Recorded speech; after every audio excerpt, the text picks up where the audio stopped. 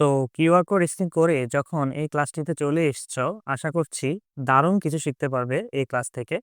তো আজকে আমাদের টপিকস হচ্ছে উইথ ক্লু। ঠিক আছে? তো মূল আলোচনায় যাওয়ার আগে আজকে আমরা দেখব যে উইথ ক্লু পরীক্ষায় অ্যাকচুয়ালি আসে কিভাবে। ঠিক আছে? দেখো, এখানে ঢাকা বোর্ড ২০২৪ এর একটা কোয়েশ্চেন নিয়েছি। আ এরকম প্যারাগ্রাফ আকারে একটা আ প্যাসেজ দেওয়া থাকবে তোমাদের। যেখানে A থেকে J পর্যন্ত তোমাদের শূন্যস্থান দেওয়া থাকবে।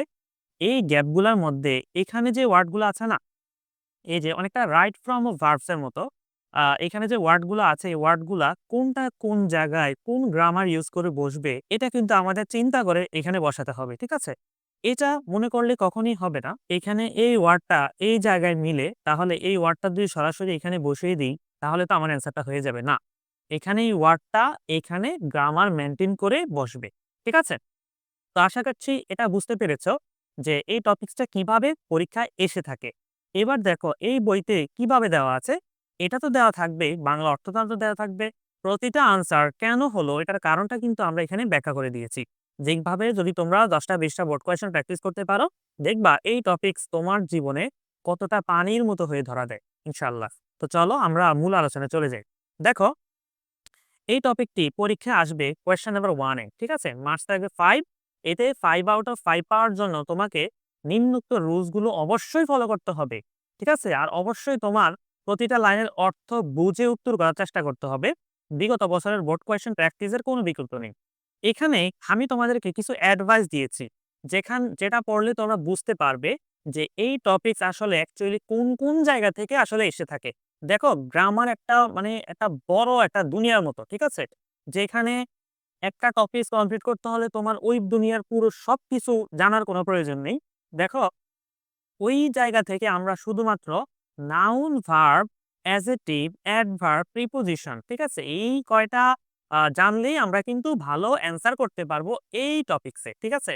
এরপরে এটার উদ্দেশ্য কি পড়ে নিবা, কিভাবে উত্তর করতে হয় তাও পড়ে নিবা। এরপরে প্রতিটি শূন্যস্থান পূরণ করো কিভাবে করতে হয় তাও পড়ে নিবা। এখানে কিছু অ্যাডভাইস দেওয়া আছে। তো চলো, এখানে হাজার শত রুল না পড়ে আমরা গুরুত্বপূর্ণ ১০ টি নোট ফলো করলেই এই টপিকস এর মোটামুটি তোমার কভার আপ হয়ে যাবে। বাকিটা তোমরা প্র্যাকটিস করবে হচ্ছে বোর্ড কোয়েশ্চেন এর সাথে। ঠিক আছে? দেখো, প্রথমত আর্টিকেল। এখন অনেকেই হয়তোবা আর্টিকেল কি এটা বুঝবে না, এটা বোঝার কোনো প্রয়োজনই নেই। আমরা জানবো এ এন দাকে কি বলে? আর্টিকেল বলে। এই আর্টিকেল গুলো সবসময় নাউনের আগে ব্যবহার করতে হয়। ঠিক আছে? তাহলে সাধারণত একটি সিঙ্গুলার নাউন বসে যা একটি মাত্র জিনিসকে বোঝায়। আচ্ছা, এখানে দেখো হি বোট এ বুক, এখানে বুক একটি সিঙ্গুলার নাউন। হ্যাঁ? এখানে বুক একটি সিঙ্গুলার নাউন কেন? এই যে সামনে আর্টিকেল আছে। এরপরে দেখো, এই যে দেখো এনটা কি? এই যে দেখো আর্টিকেল। এখানে কি বসছে? অ্যাপল। অ্যাপলটা কি? সিঙ্গুলার। কিভাবে বুঝলাম? এই যে আমি বললাম যে আর্টিকেলের আগে পরে সবসময় সিঙ্গুলার নাউন ব্যবহার করতে হয়। এটা কি তোমরা বুঝতে পারছো? আশা করছি এটা তোমরা ক্লিয়ার। খুবই ইজি। দেখো, বড় কোনো আলোচনা নেই। একেবারেই শর্টকাট। ঠিক আছে? দেখো, যেকোনো নাউন বসতে পারে কোথায়? দা এর পর। আচ্ছা, সিঙ্গুলার বা প্লুরাল হলেও কিন্তু নাউনটা হতে পারে। ঠিক আছে? তবে একটা নির্দিষ্ট কিছু বুঝাবে এই নাউনটা দ্বারা। সুপারলেটিভ ডিগ্রি এর আগে সবসময় দা বসে, এটা একটু মনে রাখবা। আচ্ছা, এখানে দেখো দ্য সান। ঠিক আছে? দ্য সান নির্দিষ্ট করে বোঝানো হয়েছে। এজন্য কি? এটা নাউন। ওকে। এইভাবে এটাকে দেখে নিবা। এবার আসো, এটা সবচেয়ে সহজ প্রিপোজিশন। প্রিপোজিশন তো আমরা সবাই চিনি ইনশাআল্লাহ। In, on, at, for, to, with, by, of এগুলো হচ্ছে প্রিপোজিশন। আরো অনেক আছে, হাজার আছে। আপাতত এগুলা তোমরা জেনে নাও। ঠিক আছে? প্রিপোজিশন গুলো সাধারণত নাউন বা প্রনাউনের আগে বসে। তবে অবস্থান, সম্পর্ক বা দিক বুঝাতে এটা ব্যবহার করা হয়। ঠিক আছে? এটা মনে রাখবে। প্রিপোজিশনের পর সাধারণত একটি নাউন, প্রনাউন অথবা একটি জিরান্ড ভার্বের সাথে আইএনজি যোগ করতে হয় বা বসে। ঠিক আছে? এই জিনিসটা একটু মাথায় রাখবে। প্রিপোজিশনের পর সাধারণত একটি নাউন, প্রনাউন অথবা জিরান্ড। জিরান্ড মানে কি? ভার্বের সাথে আইএনজি যোগ করতে হয়। এটা তোমরা একটু মাথায় রাখবে। যেমন নাউন হলে এই যে দেখো কিভাবে হয়। এই যে দেখো প্রিপোজিশনের পর নাউন হয়েছে। এরপরে প্রনাউন হলে কিভাবে হয়? এই যে দেখো প্রিপোজিশনের পর প্রনাউন হয়েছে। জিরান্ড হলে কিভাবে হয়? এই দেখো প্রিপোজিশনের পর কি হয়েছে? জিরান্ড হয়েছে। এটাই তো তোমরা মাথায় নিবে। দেখো, এগুলা মাথায় তো অবশ্যই নিবে, নেওয়ার চেষ্টা করবে। তার পাশাপাশি অবশ্যই তোমাদের এগুলা নখদর্পণে মনে থাকতে হবে। না হলে তোমরা যখন বোর্ড কোয়েশ্চেন প্র্যাকটিসে যাবা, এই সবগুলা জড়ো খিচুড়ির মতো তোমার মাথায় এটে বসবে, তোমার কোনোটাই মনে থাকবে না। অর্থাৎ একটা বুঝবা, একটা বুঝার পরে প্রয়োজনে এগুলো মুখস্থ করে ফেলো। মুখস্থ করলে তোমার এখানে দেখবা বোর্ড কোয়েশ্চেন সলভ করতে গেলে তোমার অনেক উপকার আসবে ইনশাআল্লাহ। এবার আসো 4 এ চলে যাই। Modal verb. মডাল ভার্বটা আমরা সবাই চিনি। Can, could, may, might, shall, should, will, would, must এগুলা কি মডাল ভার্ব। এরপরের ব্যবহৃত মডাল ভার্বগুলো বাক্যে ভার্বের ক্ষমতা, অনুমতি বা বাধ্যকতা বোঝাতে ব্যবহৃত হয়। ঠিক আছে? আচ্ছা, এইখানে তুমি একটু মনে রাখবে যে মডাল ভার্বের পর সবসময় ভার্বের বেস ফর্ম ব্যবহার করতে হয়। বেস ফর্ম কি? বেস ফর্ম হচ্ছে ভার্বের V1, এটাই তুমি মাথায় রাখো। আপাতত এতটুকু জানলেই হবে। বেস ফর্ম মানে কি? ভার্বের মেইন ফর্ম ব্যবহার করতে হয়। অর্থাৎ ভার্বের সাথে ই, ইডি, আইএনজি যুক্ত হবে না। কখন হবে না? যখন মডাল ভার্বটি কি হয়? বেস ফর্ম হয়। এটা একটু মাথায় রাখবে। যেমন কি? You should study hard. এখানে স্টাডিটা কি? স্টাডি হচ্ছে মেইন ভার্ব। কেন? এই যে আমরা এখানে দেখতে পাচ্ছি শুডটা হচ্ছে মডাল ভার্ব। এরপরে দেখো আই ক্যান স্পিক ইংলিশ। এখানে স্পিকটা কি? স্পিকটা হচ্ছে মেইন ভার্ব। কেন? এই যে আমরা এখানে মডাল ভার্ব ক্যান দেখেছি। Is it clear? ওকে, এবার নোট নাম্বার 5 এ চলে আসো। এখানে আছে সাবজেক্ট হলো বাক্যে যে কাজ করে বা যাকে নিয়ে বাক্যটি বলা হয়। এটাকে বলা মূলত কি? সাবজেক্ট। সাবজেক্টটা আমরা সবাই চিনি, তারপরও খুব ইম্পর্টেন্ট রোল আমরা দিলাম। তবে এখানে একটা বিষয় কি জানো? সাবজেক্টের পর সাধারণত একটি ভার্ব বসে। ভার্বটি সাবজেক্টের সংখ্যা, এটা সিঙ্গুলার অথবা প্লুরাল যেটা যেকোনো একটা হতে পারে এবং টেন্স অনুযায়ী পরিবর্তন হবে। ঠিক আছে? কিভাবে দেখো? She sides beautiful. এখানে সাইডস হলো ভার্বের সিঙ্গুলার। কেন? কারণ এই যে দেখো এখানে এস যুক্ত হয়েছে। আমরা জানি নাউনের সাথে যখন এস বাই এস যুক্ত হয় নাউনটা হয় প্লুরাল, কিন্তু ভার্বের সাথে যখন এস বাই যুক্ত হয় ভার্বটি কি হয়ে যায়? সিঙ্গুলার। এরপরে দেখো দা প্লে ফুটবল। আচ্ছা, এখানে প্লেটা কি বলতো? আচ্ছা, এটা দেখবো না আমরা। এটা মুছে দিলাম। এখানে এই প্লেটা বলতো কি? সিঙ্গুলার না প্লুরাল? অবভিয়াসলি এটা হচ্ছে প্লুরাল। কেন? আমরা জানি ভার্বের সাথে যখন এস বাই এস থাকবে না, তখন এই ভার্বটি কি হবে? প্লুরাল। আশা করছি এই আলোচনাটুকু তুমি বুঝতে পেরেছো। এবার আসো আমরা নোট নাম্বার 6 চলে যাই। ভার্বের পর একটি নাউন অথবা প্রনাউন অথবা অ্যাডভার্ব বসতে পারে। কি? ভার্বের পর একটা নাউন, প্রনাউন অথবা অ্যাডভার্ব বসতে পারে। ঠিক আছে? এবার দেখো হি ইটস রাইস। এখানে বলো এই যে ভার্ব রাইসটা কি? নাউন। কেন নাউন? এই যে দেখো আগে কি হয়েছে? ভার্ব হয়েছে। এরপরে দেখো এই যে একটা ভার্ব, এটা কি? এটা হচ্ছে একটি অ্যাডভার্ব। তাহলে কি তোমরা বুঝতে পেরেছো যে আমরা এখানে এগুলা ব্যবহার করতে পারি কোথায়? ভার্বের পর। এবার আসো নোট নাম্বার 7। অ্যাডজেক্টিভ একটি নাউন বা প্রনাউন গুণ, দোষ, অবস্থা ইত্যাদি বর্ণনা করে। অ্যাডজেক্টিভের পর সাধারণত একটি নাউন বসে যাকে অ্যাডজেক্টিভটি বর্ণনা করে। ঠিক আছে? আচ্ছা, এই নোটটা একটু ফলো করবে। Is a beautiful girl. এখানে বিউটিফুল অ্যাডজেক্টিভ, গার্ল নাউনকে বর্ণনা করেছে। আচ্ছা, এইটাই তোমরা মনে রাখবে যে আমরা সাফিক্স এন্ড প্রিফিক্সে কিন্তু তোমাদের নাউন বুঝিয়েছি, প্রনাউন বুঝিয়েছি, অ্যাডজেক্টিভ বুঝিয়েছি, কোনটা কখন ব্যবহার করা হয়। এখন তুমি বলো ইজ এ বিউটিফুল গার্ল এটা বুঝতে পেরেছো কিনা? এরপরে দেখো this is a difficult problem. এখন দেখো ডিফিকাল্ট অ্যাডজেক্টিভ, প্রবলেম নাউনকে বর্ণনা করেছে। তাহলে এটা কি তোমরা বুঝতে পেরেছো?